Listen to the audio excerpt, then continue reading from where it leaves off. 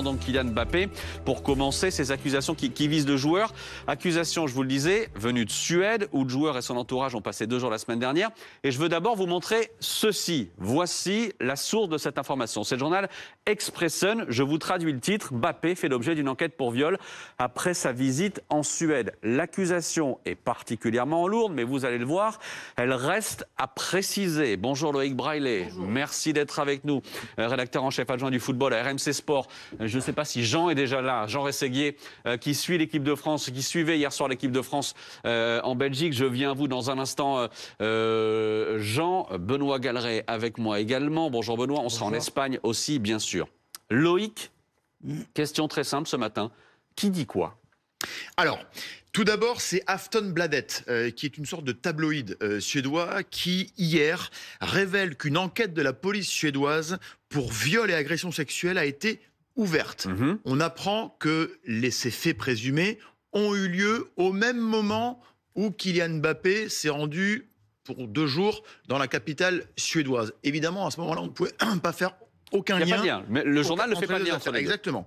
Dans un deuxième temps, le journal Expressen, réputé un petit peu plus sérieux au niveau de son traitement éditorial, lui affirme clairement que la star du Real Madrid est directement visée par cette fameuse enquête. On ne sait rien alors de la victime présumée, qui aurait quand même, visiblement, qui se serait rendue dans un hôpital vendredi dernier pour faire constater d'éventuelles lésions physiques, aurait le lendemain déposé plainte et aurait donc déposé une déposition auprès de la police. Et on apprend donc qu'une enquête a été ouverte et que l'affaire est désormais entre les mains d'un procureur. Voilà pour les faits à l'heure où on se parle. C'est ce que j'allais vous demander. Ça, les sources là, ce sont ces 2 journaux suédois. Que disent les sources officielles ? La police, le procureur ? Alors, pour le moment, rien de probant, si ce n'est que Kylian Mbappé, mais c'est encore une fois cité par Expressen, il n'y a pas eu de communication officielle. Donc, selon toujours Expressen, Kylian Mbappé est raisonnablement suspect. Alors, ça veut dire quoi exactement ? On s'est penché un peu dans le droit pénal suédois rapidement. C'est un degré de suspicion qui est effectivement le plus faible dans le droit pénal suédois, mais il signifie tout de même, je cite, qu'il existe des circonstances concrètes qui suggèrent fortement que la personne a commis l'acte auquel se réfèrent des soupçons. Donc c'est quand même pas rien et que ces suspicions, ce statut de raisonnablement suspect n'est pas vide. Derrière, il y a quand même apparemment d'éléments factuels qui sont en cours d'instruction, en cours d'enquête de la part de la police, et donc qui viseraient, on va garder le conditionnel, qui viserait Kylian Mbappé. Les faits auraient eu lieu dans l'hôtel, dans la nuit de jeudi à vendredi dernier, dans l'hôtel où séjournait Kylian avec certains membres de son entourage. Je vais citer également l'agence France-Presse. À chaque fois, on vous donne les sources, voilà, pour être extrêmement clair. L'agence France-Presse qui donne des informations données par le procureur, qui dit qu'une enquête est en cours sur un crime qui a été signalé le 10 octobre dans le centre de Stockholm, mais qui ne cite pas Kylian Mbappé. On va être très clair. La police, pas de confirmation ni d'infirmation, et la police suédoise précise, quand on enquête sur quelqu'un, en fait, on ne révèle pas le nom, tout simplement parce qu'on ne veut pas que cette personne puisse modifier son comportement après la révélation de son nom. Je vais tout de suite me tourner vers Jean Rességuier. Jean, je le disais, vous étiez pour RMC hier du côté de la Belgique pour suivre l'équipe de France. Vous étiez donc, j'allais dire, à proximité de l'équipe de France hier soir quand cette information a commencé à fuiter. Racontez-nous simplement comment tout ça a été accueilli dans l'entourage de l'équipe de France. Racontez-nous comment, et on verra dans un instant comment on réagit du côté de Kylian Mbappé, mais comment la traînée de poudre est arrivée jusqu'en Belgique. Par rapport aux joueurs, à l'issue du match, dans la zone d'interview, il n'y a pas eu de commentaires de fait à ce sujet, parce que je pense que l'information n'était pas véritablement arrivée jusqu'à eux à l'issue de la victoire, d'autant plus qu'ils sont arrivés très tardivement dans cette zone d'interview, puisqu'ils sont restés pendant quelques minutes auprès des supporters qui avaient été présents dans le stade du Roi Baudouin de Bruxelles. En revanche, comme il est arrivé un petit peu en décalé avec Didier Deschamps, le sélectionneur en conférence de presse, la question lui a été posée de savoir ce qu'il pensait, ce qui arrivait en ce moment à son capitaine, puisqu'on le rappelle, il est quand même capitaine de l'équipe de France, Kylian Mbappé. Sa réponse a été info ou un tox, on verra, c'est à voir. Donc ça veut dire que pour l'instant, Didier Deschamps, qui aurait pu éventuellement dire je me passe de tout commentaire sur le sujet et on attend d'y voir un petit peu plus clair, a tout simplement dit info ou intox. Il est allé un petit peu aussi dans le sens des déclarations sur les réseaux sociaux de Kylian Mbappé quelques heures plus tôt, qui lui avait parlé carrément de fake news. Bon, on va revenir sur ces réactions de la part de Mbappé. On va écouter tout simplement tout de suite Didier Deschamps. Écoutez. J'ai l'impression qu'il y a un certain, il veut les mettre tout sur le dos, quoi. Donc, je sais pas, ça sort, un fond, un tox. Je vais pas échanger avec lui là-dessus. Je pense qu'il est assez grand pour savoir communiquer. Il a suffisamment de moyens pour communiquer. Faut faire attention après quand vous reprenez des choses. Je vais pas dire que je sais pas. Donc, mais il vaut mieux prendre un petit peu de recul avant de sortir tout et n'importe quoi. Mais ça arrive tellement de fois. Voilà, compliqué pour Didier Deschamps. Loïc, que répond-on du côté de Kylian Mbappé? Ça s'est fait en 2 temps hier. Exactement. Alors, le premier temps, après les premières allégations du journal Aftonbladet, il a réagi sur ses réseaux sociaux en écrivant en lettres majuscules, fake news. La star du Real s'est insurgée assez clairement et de façon assez étonnante. Et nous, ça nous a même étonné dès qu'on a vu ça. Il a implicitement visé son ancien club du Paris Saint-Germain, sous-entendant un complot. En écrivant cette phrase, ça en devient tellement prévisible, veille d'audience comme par hasard. Alors, à quelle audience il fait référence?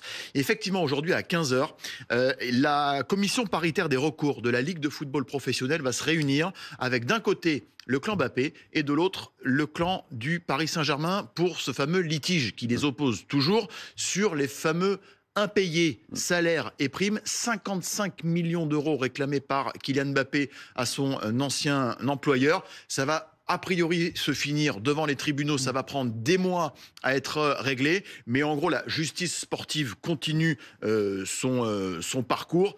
Et il y a une commission aujourd'hui à la Ligue, une sorte de passage obligé dont il ne faut pas attendre grand-chose, puisque c'est pas elle qui va décider de quoi que ce soit, mais qui va réunir à nouveau les 2 parties pour voir s'il y a peut-être un tout dernier arrangement qui peut être trouvé avant de basculer en justice civile. Et donc c'est peut-être ça, c'est sans doute ça, effectivement, auquel faisait référence le joueur, qui sous-entendrait que le PSG a pu manigancer une sorte de complot. On se souvient que Kylian Mbappé, il y a quelques mois de cela, avait déjà dénoncé la fameuse armée numérique du Paris Saint-Germain qui aurait, alors là aussi on va rester très prudent, on va garder ça au conditionnel, c'est Mbappé qui dénonçait ses agissements et son clan, où plusieurs comptes, notamment sur le réseau social X, anciennement Twitter, avaient pu critiquer assez ouvertement le joueur du Paris Saint-Germain alors qu'il était encore sous les couleurs parisiennes par rapport à des matchs ratés, à son niveau, à son implication, à certains comportements de Kylian. Et donc effectivement,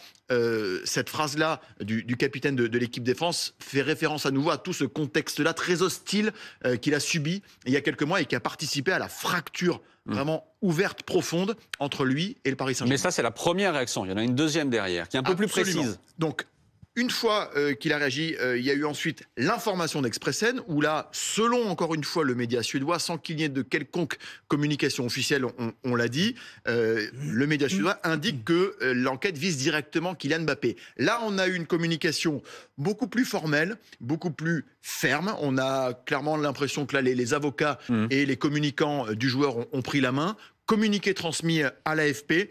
Avec ces phrases-là que je cite, ces accusations sont totalement fausses et irresponsables et leur propagation est inacceptable. Afin de mettre un terme à cette destruction méthodique de son image, toutes les actions légales nécessaires seront entreprises pour rétablir la vérité et poursuivre toute personne ou média impliqué dans le harcèlement moral et traitement diffamatoire que Kylian Mbappé subit de manière répétée. Voilà, les termes sont posés, c'est beaucoup plus ferme. Rappelons une évidence, à l'heure où on se parle, il est évidemment présumé innocent. Bien sûr, et j'insiste sur cette phrase-là, destruction méthodique de l'image. C'est l'expression employée par l'entourage de Kylian Mbappé, vous disiez par les communicants, par l'entourage de Kylian Mbappé. Jean Rességuier, destruction méthodique de l'image, c'est visiblement la défense qu'a choisi Mbappé ce matin. Après, c'est vrai que quand on regarde tout ce qui s'est passé dernièrement, l'attitude de certains supporters qui n'ont pas trop accepté la façon dont Kylian Mbappé portait ce brassard de capitaine, la façon dont il se comportait notamment avec le Paris Saint-Germain la saison dernière. Donc il est évident que les conseillers et les communicants sont très à cheval là-dessus et veulent continuer justement à préserver l'image du joueur, cette image iconique un peu à la Zinedine Zidane, mais qui est devenue plus rapidement icône du foot français à l'âge de 18 ans avec le titre mondial en Russie, alors que Zinedine Zidane avait attendu 26 ans. Et quand on voit aujourd'hui ce qui se passe autour de Kylian Mbappé, on est quand même très loin de l'aspect football. Alors c'est vrai que s'il avait été en équipe de France, on n'en serait peut-être pas là, mais malheureusement pour lui, il n'était pas là. Et d'un autre côté, quand on en a parlé avec Didier Deschamps au rassemblement à Clairefontaine, la situation pour le sélectionneur, elle était claire, elle était précise. Il y avait eu cette discussion juste avant l'annonce de la liste jeudi dernier. Il s'était mis d'accord pour le ménager en pensant que le Real Madrid allait aussi le ménager, sauf qu'il a participé samedi dernier à un match de championnat contre Villarreal. Et donc tout ceci a amené ou a apporté encore un peu plus de confusion sur l'absence de Kylian Mbappé au sein de l'équipe de France. Mais c'est vrai que cette image-là de Kylian Mbappé et du capitaine de l'équipe de France, de l'ancien joueur du PSG, aujourd'hui joueur du Real Madrid, est totalement écornée. Et c'est vrai que parfois, même, on peut aller jusqu'à dire que Kylian Mbappé subit une sorte de bashing. Donc je comprends que la position des conseillers soit dans ce sens en matière de communication, parce qu'encore une fois, et pour emboîter le pas de l'idée des gens, il faut quand même rester très prudent dans cette affaire.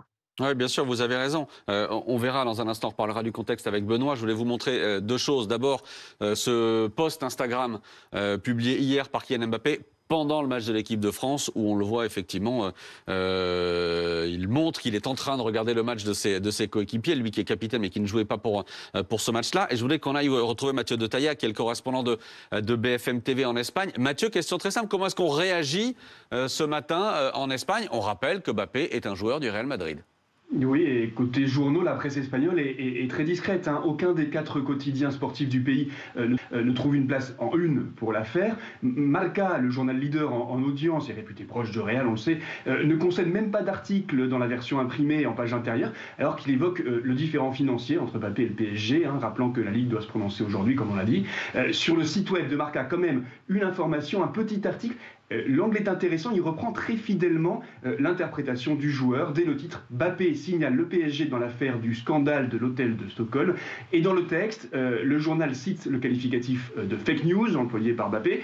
Par 2 fois, le court article, dans ce court article, Marca indique qu'il n'y a aucun lien entre, je cite, ce présumé désagréable incident. Alors la formulation n'est pas très heureuse.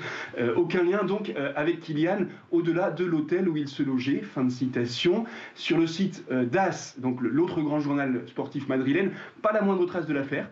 Quant aux 2 quotidiens sportifs de Barcelone, dans le journal Sport, nouvelle citation du tweet de Mbappé et la précision que, selon l'article du premier journal suédois, aucune preuve n'établit un lien entre le footballeur, ni même ses accompagnateurs, et la plainte déposée.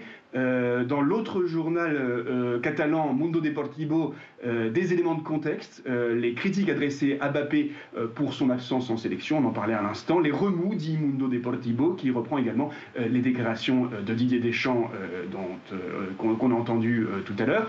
Pour des points de vue plus critiques, il faut aller sur les réseaux sociaux, où l'on s'embarrasse moins de la présomption d'innocence. Ce qui est frappant sur X, par exemple, l'ancien Twitter, c'est que les utilisateurs ont une opinion, on va dire presque mathématiquement, liés au club qu'ils affichent dans leur bio. Les pro-Madrid disent que rien ne lie Mbappé à la plainte, alors que ceux qui parlent directement d'accusations de viol affichent leur soutien au Barça. Ça veut dire que même dans une affaire pareille, en Espagne, c'est l'obsession pour les 2 grands clubs qui reprend le dessus. Jean Rességuier, comment vous réagissez face à toutes ces critiques-là, qui ne datent pas d'aujourd'hui, qui datent de ces dernières semaines ou de ces derniers mois? Non, mais c'est un constat footballistique évident.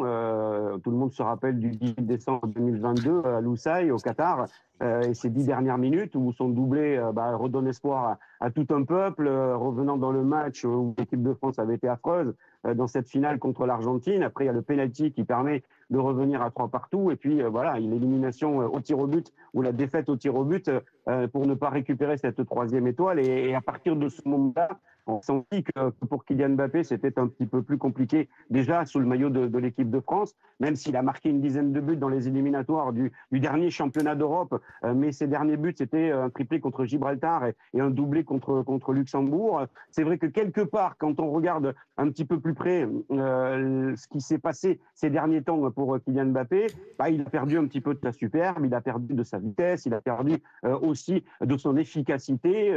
On lui a souvent reproché le fait qu'il ne défendait pas beaucoup, mais bon, cela dit, quand on a quelqu'un comme lui qui, à l'époque, marquait beaucoup de buts, était déterminant et a mené cette équipe de France vers la victoire. Encore une fois, on se souvient de cette finale de 2018 face à la Croatie. Et après, c'est vrai que il y a aussi les statistiques avec le Paris Saint-Germain, où là, les supporters lui reprochaient un petit peu de nonchalance, de choisir ses rencontres.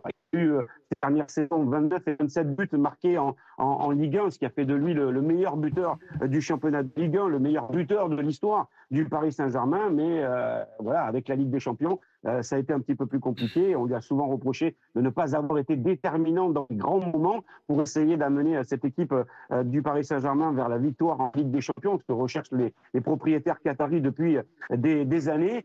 Il y a eu cette demi-finale perdue face à Dortmund la saison dernière, où il a été transparent. La saison d'avant, 8e de finale contre le Bayern, et même pour certains supporters avec lesquels je discutais encore ces derniers temps, et notamment par rapport à ce qu'il avait fait au Paris Saint-Germain, certains se rappelaient de la finale de la Ligue des Champions, un peu particulière à Lisbonne, souvenez-vous, c'était post-Covid, où il n'avait pas su justement à ce moment-là saisir l'occasion de briller sur une finale perdue face au Bayern Munich. Loïc, il est où ce matin, Mbappé ?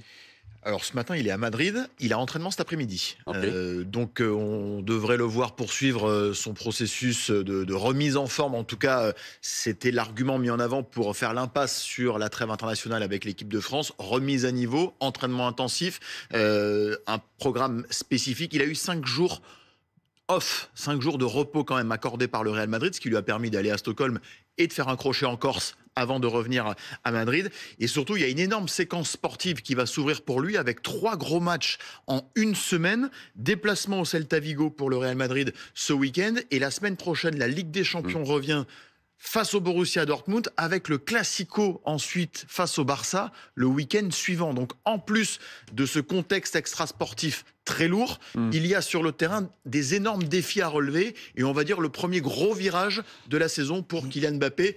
On lui souhaite bon courage et d'être très costaud dans la tête. Et on rappelle effectivement qu'il manque dans cette affaire des informations officielles de la part notamment de la police suédoise, de la justice suédoise, qu'il est présumé innocent effectivement, mais qu'il a donc ces accusations ce matin dans la presse suédoise. On vous en a parlé.